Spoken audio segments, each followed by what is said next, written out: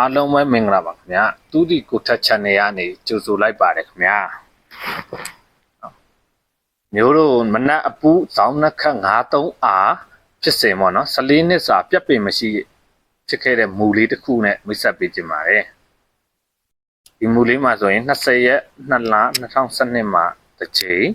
28ရက်5လ2012မှာတစ်ချိန်ပြီးရင်15ရက်10လ2012မှာတစ်ကြိမ်2012မှာ3ကြိမ်ဖြစ်ခဲ့တာပေါ့နော်ပြီးရင်18ရက်17လ2013မှာတစ်ကြိမ်30ရက်17လ2015မှာတစ်ကြိမ်ပြီးရင်14ရက်17လ2016မှာတစ်ကြိမ်ပြီးရင်29ရက်5လ2019မှာတစ်ကြိမ်ပြီးရင်8ရက်6လ2020မှာ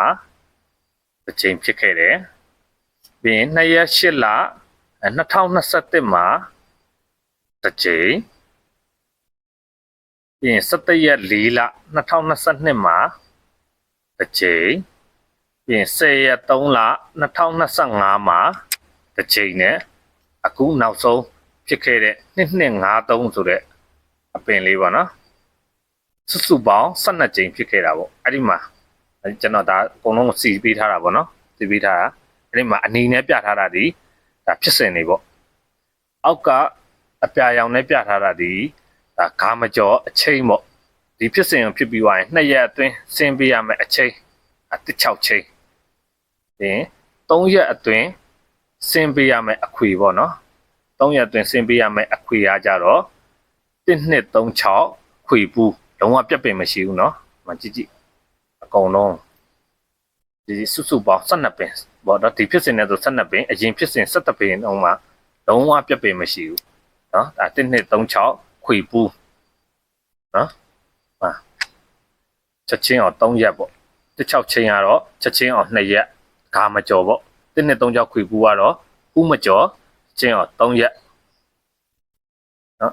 ပြီးသွားလို့ရှိရင်အမှ6ပတ်သီး6ပတ်သေးဒီချက်ချင်းအောင်2ရက်ဂါမကျော်ပေါ့ main က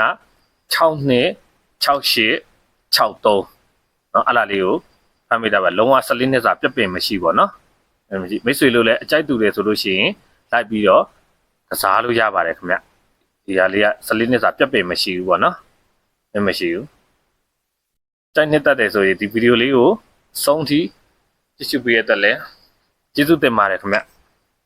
ဒီလိုကြိုက်နေတတ်တယ်ဆိုလို့ရှိရင်လိုက်ပြီးတော့ကစားလို့ရပါတယ်ခင်ဗျ